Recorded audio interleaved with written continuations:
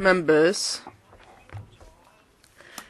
it's 2:30 and we have a quorum. I call to order the meeting of the House Committee. Item 1 on the agenda, confirmation of minutes of meeting. Minutes of the 12th meeting held on the 26th of January 2018. The minutes have been forwarded to members. So far, no members have made any comments on the minutes. Can I invite members to confirm the minutes, please? Confirmed. Thank you. Item 2 on the agenda, matters arising. Report by the chairman on her meeting with the Chief Secretary for Administration. A special meeting of the House Committee to consider the co-location arrangement of the Express Rail Guangzhou-Shenzhen-Hong Express Rail link. The meeting with the Chief Secretary, I already passed on the views expressed by members at the last House Committee meeting. The Chief Secretary responded that the administration was more than happy to communicate with members on the co-location arrangement. So after the forming of the Bills Committee on the Guangzhou-Shenzhen-Hong Kong Express Rail Link co-location bill, the three secretaries will attend the first meeting of the Bills Committee to answer members' questions on the co-location arrangement, and he's considered that a more appropriate arrangement. But if members prefer a special meeting of the House Committee, he would also consider it. I and the Deputy Chairman also urged the Chief Secretary to ask the three secretaries to make arrangements to meet with members of different parties as soon as possible so they could secure the support of members on the bill.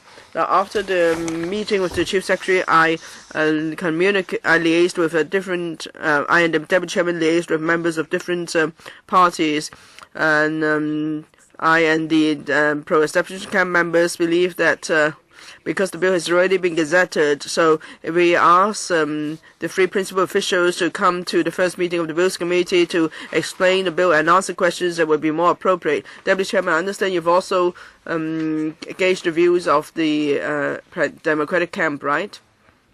Yes, our view is that if the Bills Committee is set up, then the Bills Committee must call a meeting as soon as possible. At the first meeting, the chairman could be elected, and then the three principal officials should be asked to come and give explanation at the very first meeting. I understand it's been done in the past. So if that's the case, we are not against putting questions to the three principal officials at the first meeting of the Bills Committee.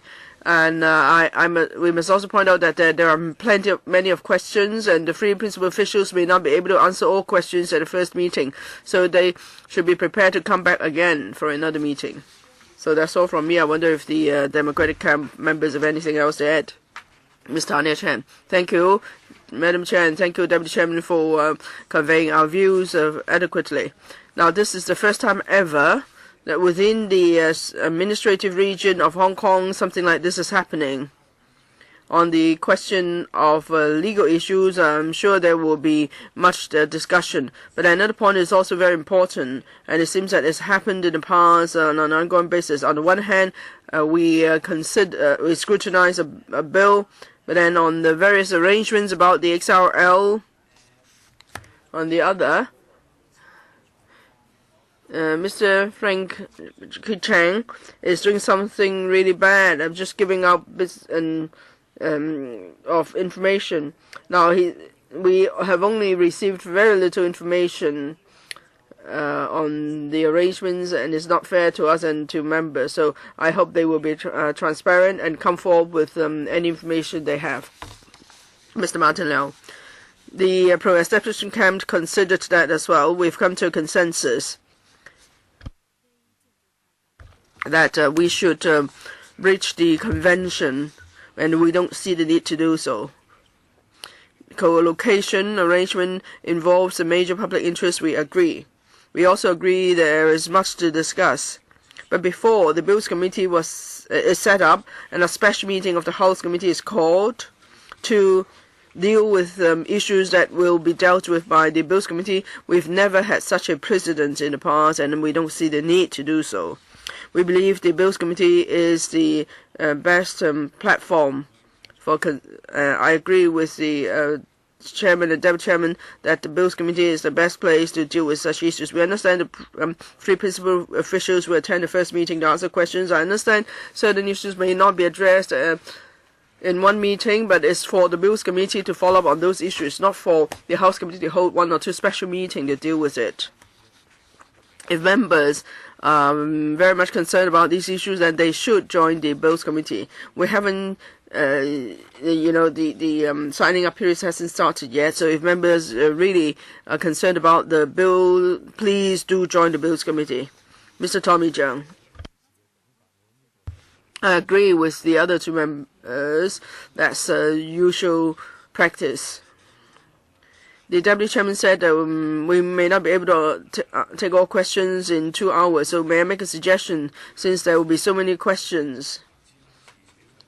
Maybe you could all write down your questions beforehand. And if you could submit these questions to whoever will be the Bills Committee chairman in advance, much in advance, then the three principals will at least know what questions you're going to ask, and then they can give you answers, and then we could ask follow-up questions. So there's no need for any repetition of questions then among members. Now, it's a 2-hour meeting. And maybe the colleagues might say we can't finish asking all the questions of the three principal officials, and so we keep asking them to come back, and we could never even start a discussion on the bill. I don't hope to see that. Ms. Claudia Mo, the non-democratic camp is so accommodating with the senior officials. You say, oh, it's not nice to ask them to come back again. Now, I'm not against writing down questions beforehand in principle, but is that against the convention too? Because we have to see what reply they give before we ask further questions. Like Wan Chai North, we thought MTRCL never knew about the bonds, but the MTRCL told us that it was as early as 2012 that they knew about the bombs. If we had known, we could start asking questions from that point onwards, and it won't waste time. So which is the convention? And I believe a House Committee is actually the better forum, because we're talking about policy issues. Now you go to the Bills Committee, it's purely about legal points. And then you said when we talk about policies, we can't, and then we'll be told that we can't talk about them. Okay, two other members wish to speak. I'll draw the line there, and then I'll sum up this discussion. Mr. Ray Chen. I don't think we're arguing whether we will take it up at the House Committee or the Bills Committee. At the Bills Committee meeting, I hope the three principal officials will try to attend our meetings as far as possible to answer members' questions. You can expect for this Bills Committee, it may have a membership of 50 to 60. So if each member asks a round of questions, that is the equivalent of 2 meeting sessions or meeting slots. So we hope the principal officials will come to more meetings, so members are able or get a chance to ask questions. Because in one meeting, we won't be able to accommodate all members asking just one round of questions. So let's not argue over that point. 2 to 3 meetings, if they don't mind. I mean, it's not about taking up the time, because then at least each member will get to ask questions once or twice. Ms. Tanya Chen, speaking for the second time.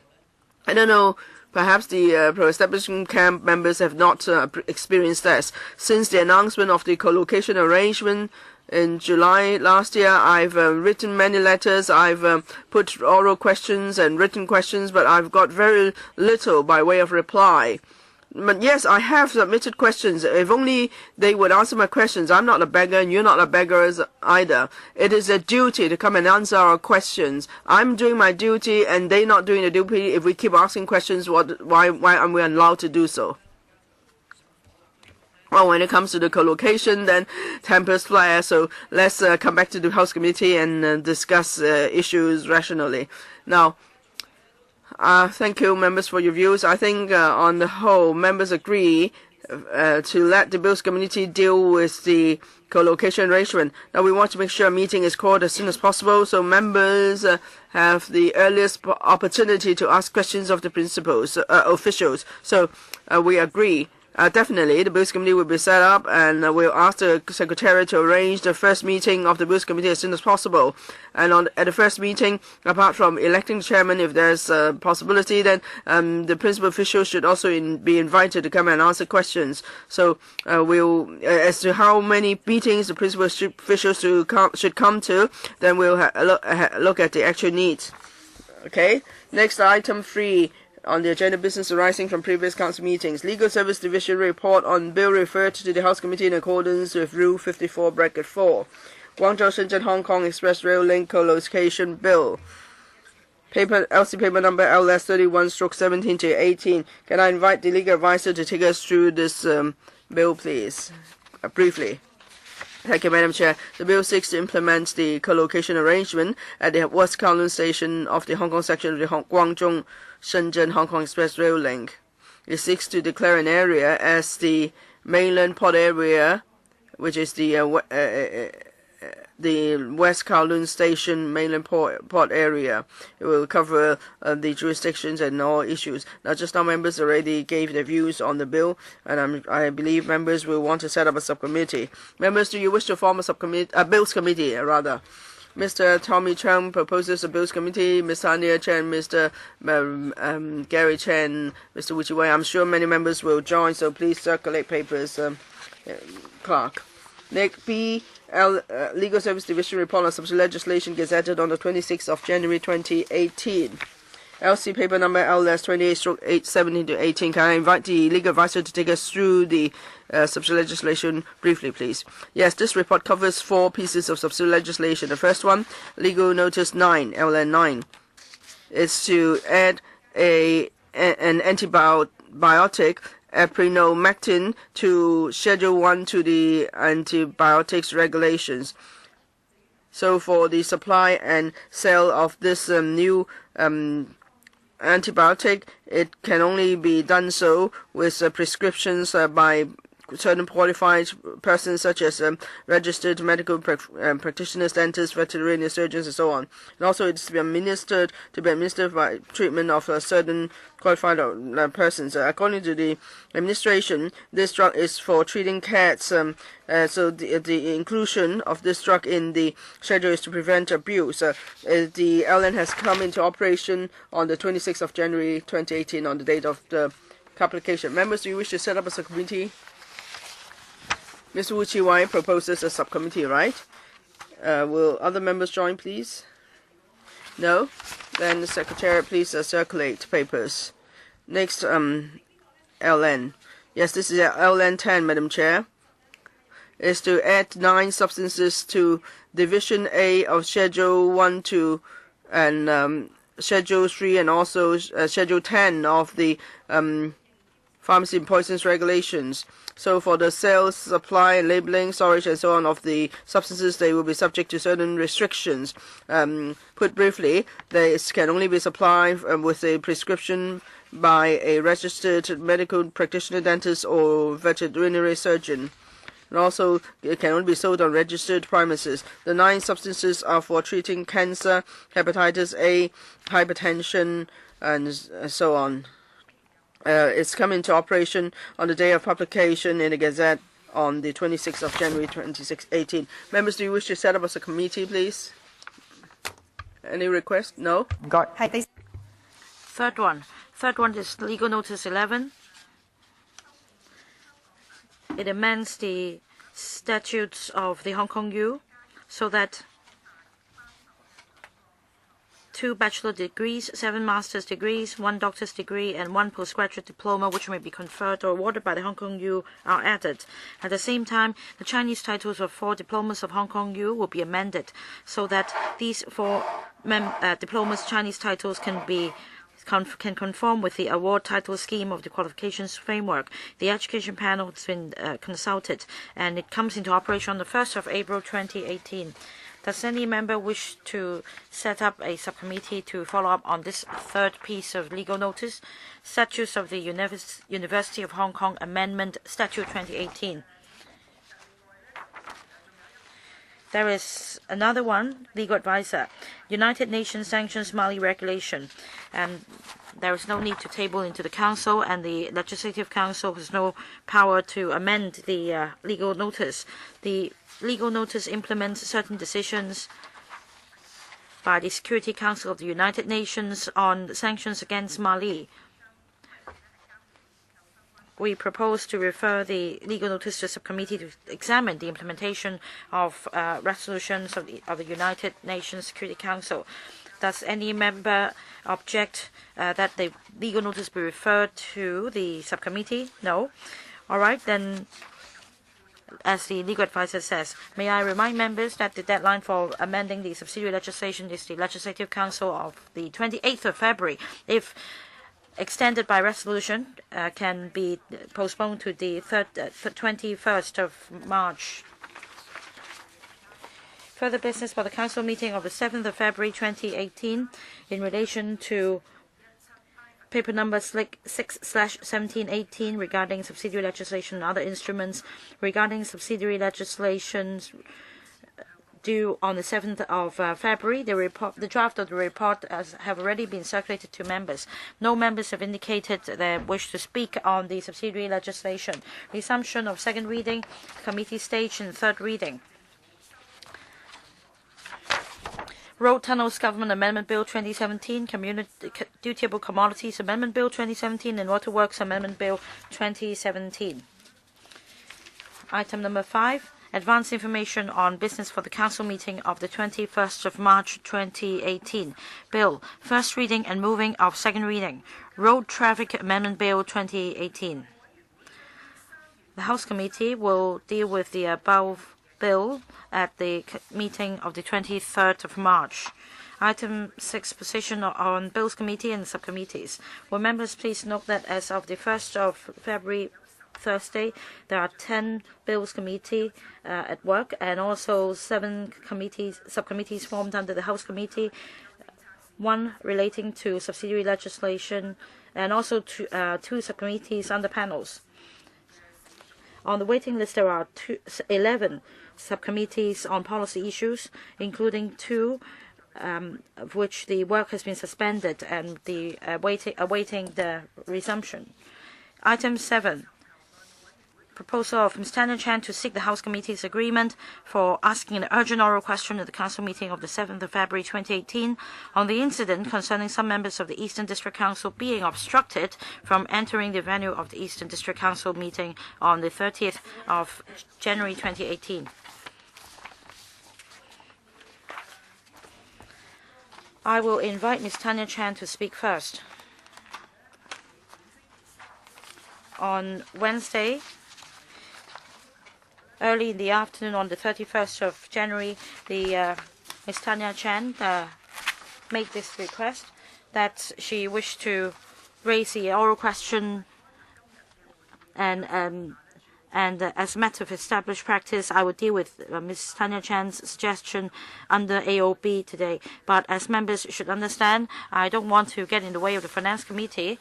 Our meeting will be adjourned at 3:15, and I need to reserve 10 minutes for voting on this item. I will now invite Ms. Tanya Chan to speak first, and there are 12 other members who would like to speak. And I received Mr. Shill's request that after Ms. Tanya Chan, he would like to speak first, and as he was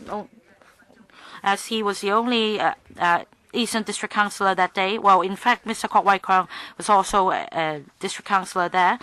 He would like to explain the situation on the day in question in order to decide whether to ask the urgent oral question. Ms. Tanya Chan.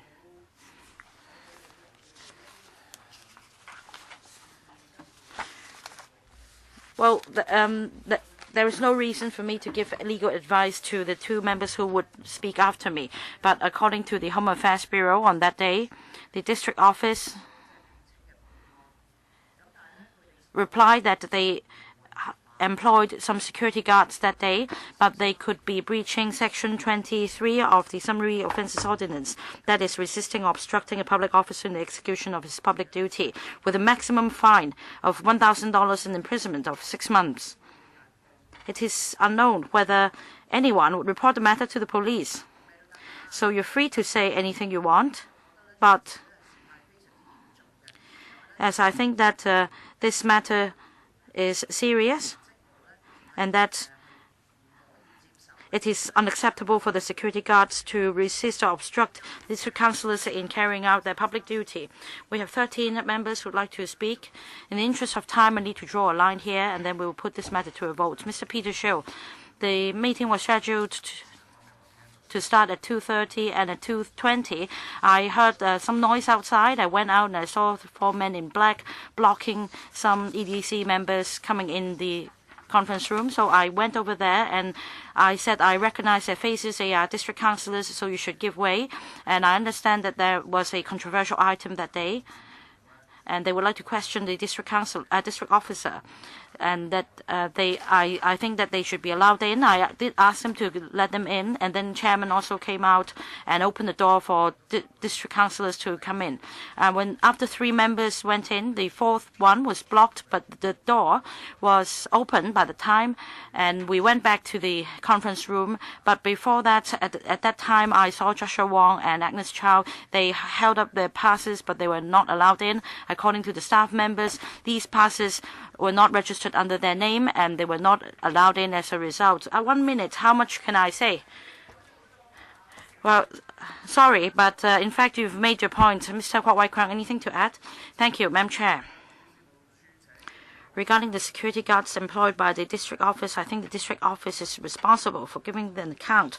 But I also need to stress that for the photo capturing the glass door, it's just one of the episodes. In fact, with the help of the chairman of DC and Mr. Peter Shiu, these members already were very close to the door of the EDC without anyone obstructing them.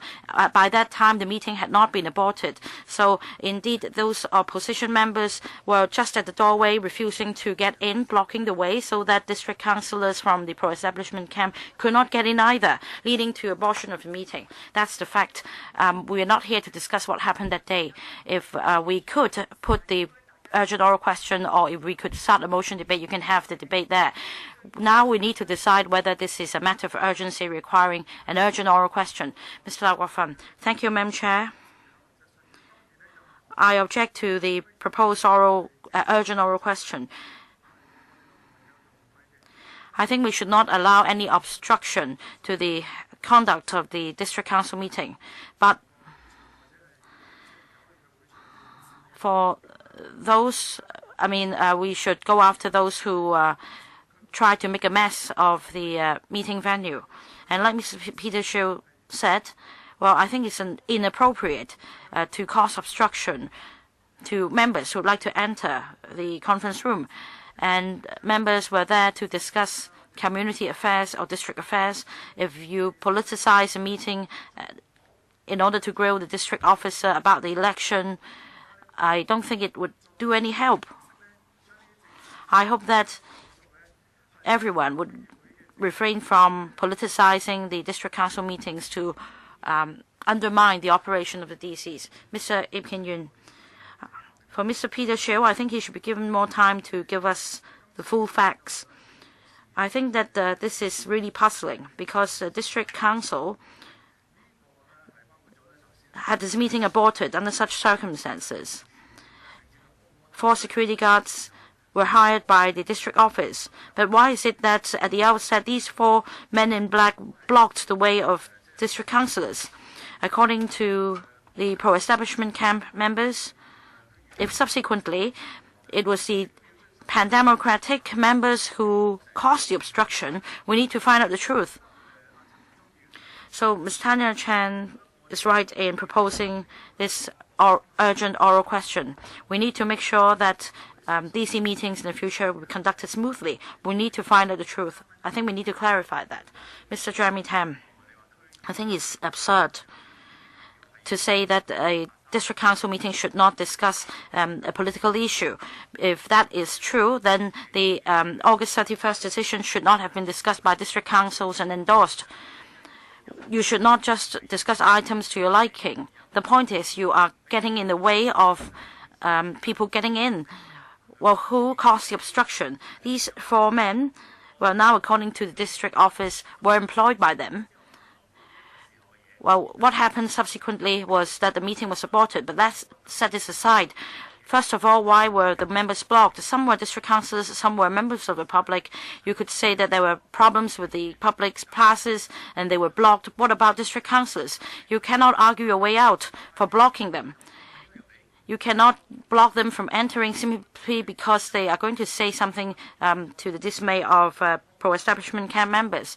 This is not sound argument. You cannot bar them from entering the venue. Well, I remind once again that you're discussing what happened that day. It's about the urgent oral question now. Ms. Claudia Mo, like I said, Hong Kong is being mainlandized. We are moving towards one country, one system. The fact is, the 4 men in black were hired by the district office. These were security guards, and at one point they stopped district councillors from entering the venue of the district council.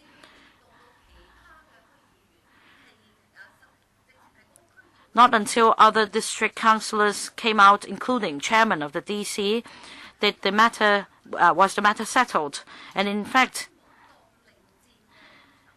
well, we have this culture in the government that even the subservient subordinate can act as the one giving orders. Well, why wouldn't you say that this is not urgent? This is very urgent, and it should be asked at the next meeting, and we should find out who should be accountable. Mr. Ted Hui, this is a very serious matter, because it involves security guards employed on public coffers by the district office exercising unnecessary force without legal basis in obstructing a public officer or public officers and members of the public from entering the venue.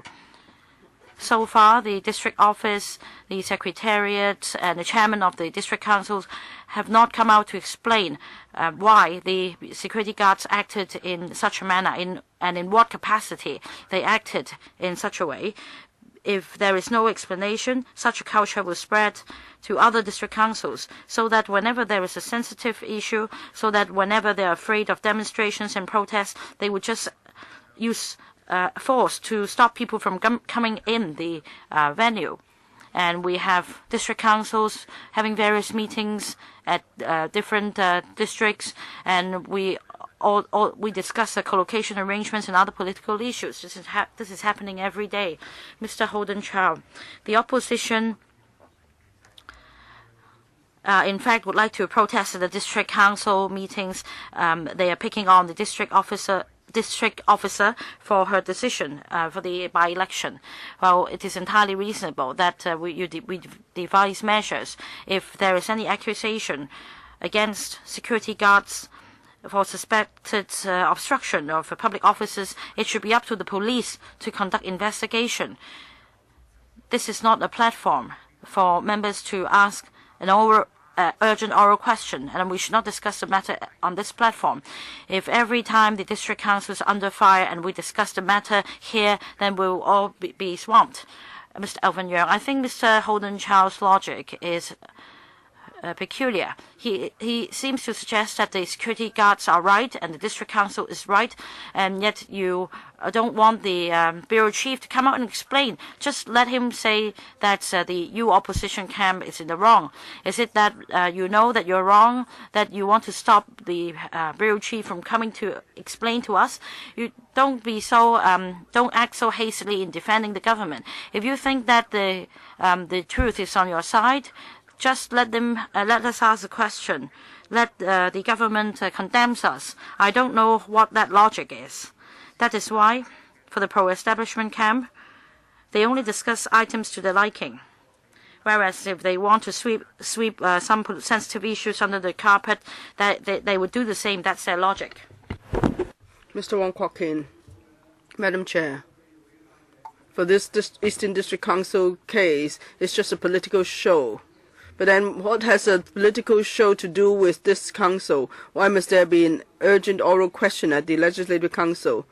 Is there any particular rule of the rules of procedure, any particular ordinance that states that this council should control or take charge of a district council? Well, you can leave it to the police to do investigation. What's so urgent about it? Why is it have to do with this council? I think for the Eastern District Council members, if they hear us debating this issue, they might even think that what has that got to you, Legislative Council, even with expletive. So how it's outrageous. Why is that? Why is this matter raised at this council? You're playing politics, but you have totally overstepped the boundary. It is nothing to do with Legislative Council, and you want to put it on our agenda. Dr. Helena Wong, what is your point of order, please?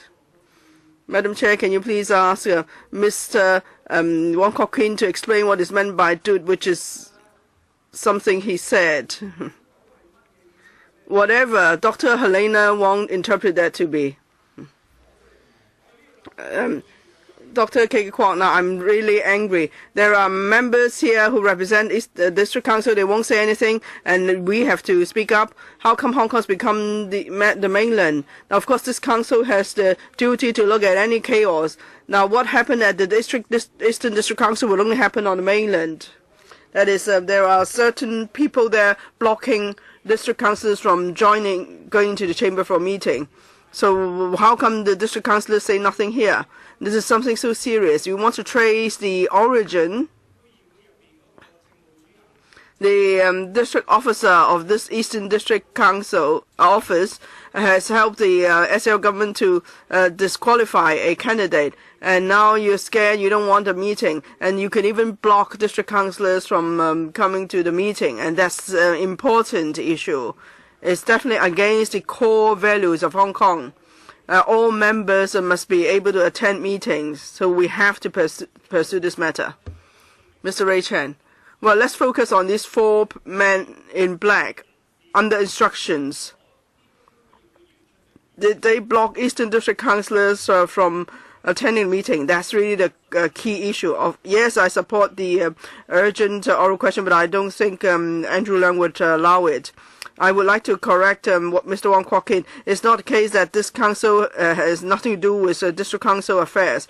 Now, at the complaints division, a case was established, a file was created for a case that some district councillors were blocked from attending meeting. We actually asked the district officer to come and explain the case. It happened before. So it's not that this council has no role at all in the chaos involving the district council. It's just a question whether it should be an urgent oral question. I think we need to act as soon as possible in a way that will prevent this tragedy from happening again. Mr. Paul Chair.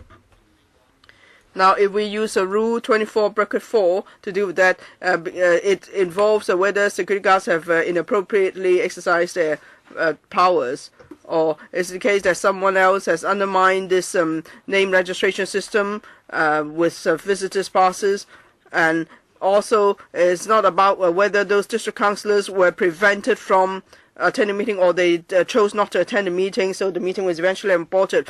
So if it's an urgent oral question, it's a matter of whether it's urgent, like whether there's a major epidemic, that something needs to be dealt with urgently, or whether the matter will be repeated again.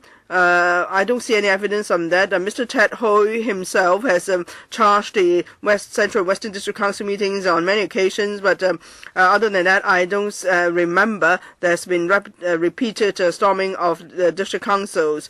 So, and also, I don't think Section 23 doesn't apply. I note Ms. Tanya Chan's views, but I don't think Section 23 of the Summary Offences Ordinance applies in this case. Well, I agree with the opposition that we need to discuss this matter, but it should not be in the form of an urgent oral question. I think we all know this case very well. We're talking about government officials explaining this whole case at a public occasion, but it's not about taking up the precious time of this council so that you could harbor these people and put up your political show. and it would be just be your show. Now this case has happened. They want to talk about how this happened or how the government should restrict people from. So I think this whole case all started because someone used a false ID to passes to enter the chamber. It's almost to the meeting room. It's almost like using false ID, and so that should be pursued. And for the 4 men in black, we think they didn't act appropriately. Arrest them. It's not for this council to deal with it. Leave it to the police. So I'm against asking an urgent oral question. Mr. Horace Chung. Well, Dr. K.K. Kwok said he was furious, but please look at the facts first. Now, I came in a bit late, but I saw 2 Eastern District councillors describe the case. So it's not that they didn't say anything at all. So get the facts right first before you speak. And if you don't understand what's going on before this meeting or after the meeting, you could approach the Eastern District councillors in this council about what's happening. Have you done it? Instead of checking out the facts, you just ramble on. And this case is about targeting the returning officer because she's the district officer of the Eastern District, and that's the crux of the matter. And you said just now, why won't we let the bureau chief to come and explain the issue? But you actually targeted someone personally. How come you don't ask about that? And you try to package this as something to do with the security gas is totally frivolous. So I'm not in favor of an urgent oral question. Ms. Tanya Chen and other members, please remain quiet as other members speak. Now I will let the first 3 members to speak. Mr. Kwok Wai Keung, Mr. Peter Shiu, and then Mr. Tanya Chen. Mr. Kwok Wai Keung, 1 minute, please. Now we are close to by-election, and then the opposition camp trying to create news. It happens every time. Now already there's a statement's been issued to condemn the district councillors, and then Mr. Peter Shiu helped these members from the opposition camp to go into the meeting room, but they stood and they stayed behind the glass door. That means they didn't want to go into the meeting. They were behind Joshua Wong and Agnes Chow trying to help them to get into the meeting room. So these members didn't actually want to go into the meeting. And then someone said the chairman is saying that members should go in and join the meeting. And then the member said, well, let the meeting be aborted. And someone heard that, and it came from those 4 members. Now, if there's any offense involved here, we should leave it to the police to investigate into it. We shouldn't just determine crime by asking an oral question.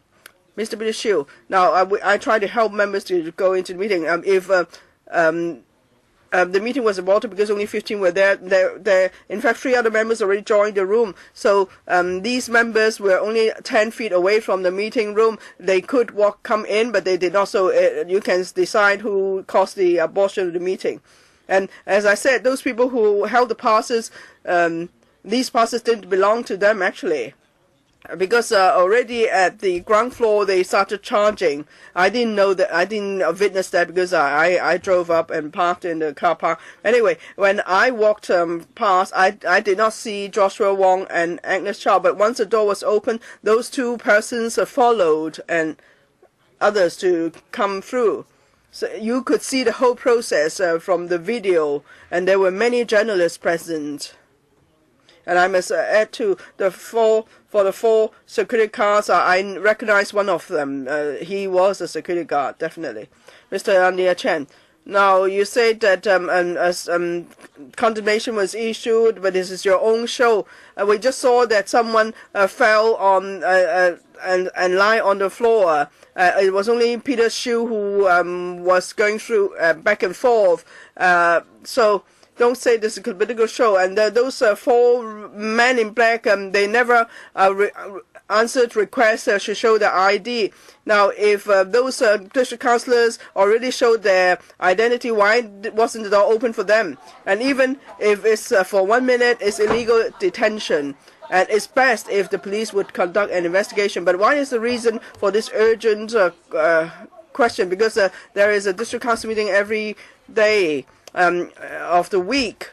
So there are district council meetings every day of the week. If you think it's not right and you don't like someone and you ask someone in black to block members, and what is the point? And also Article 97 of the Basic Law, this council is set up, so why can't we take care of district council matters?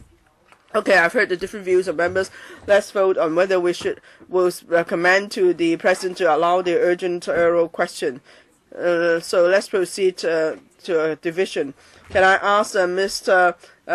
Chen Kim-Paul to let me have no more than 10 minutes of your meeting time so I could conclude this item? Thank you. So the division bell will be rung for 5 minutes now. Members, please do not leave the meeting room because we have a tight schedule and I need to inform members of one other issue while the bell is being rung.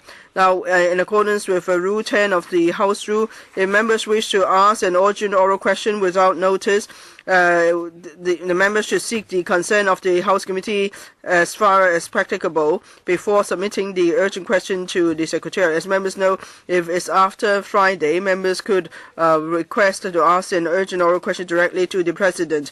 Now, from past practice, if a member asks wish to seek the consent of the House Committee to ask an urgent oral question at the next Council meeting after the deadline, then the practice is like what we're doing now. This will be dealt with under any other business. Since the start of this term of LegCo, I've received 9 similar requests. These requests were usually raised on Thursday or Friday. Now, I just want to let members know if with such an arrangement, this will have an impact on the way we should plan our House Committee meetings or the following Finance Committee meeting. In accordance with Rule 24(4) of the Rules of Procedure, the President will have regard to the mechanism for allotting questions in deciding whether a question is urgent in nature. And that is if after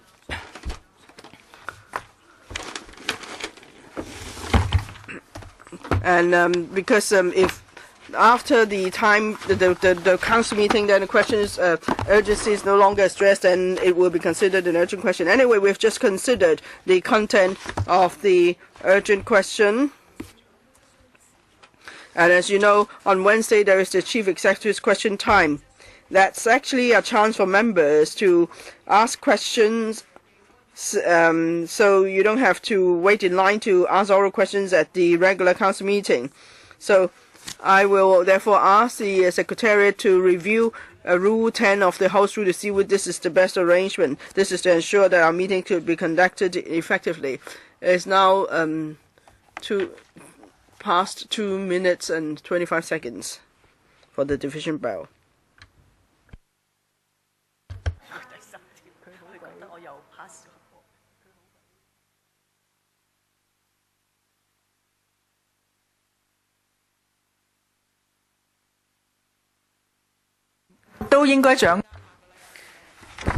Members, as you know, there is the Chief Executive's question time next week. If you consider there to be an important matter, you could raise it at the Chief Executive's question time.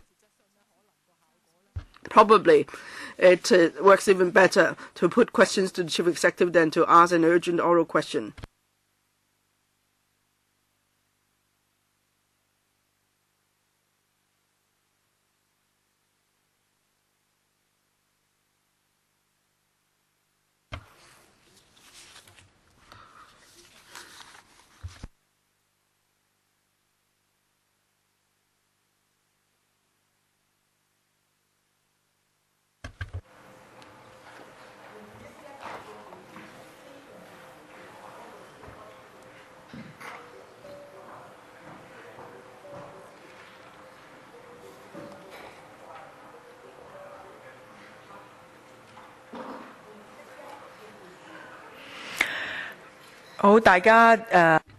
Members, for those members who just entered, we're going to vote on the item. The item is Ms. Tanya Chan's proposal to seek the House Committee's consent so that at the next meeting of the Council on the 7th of February 2018, an urgent oral question can be asked regarding the incident of the Eastern District Council.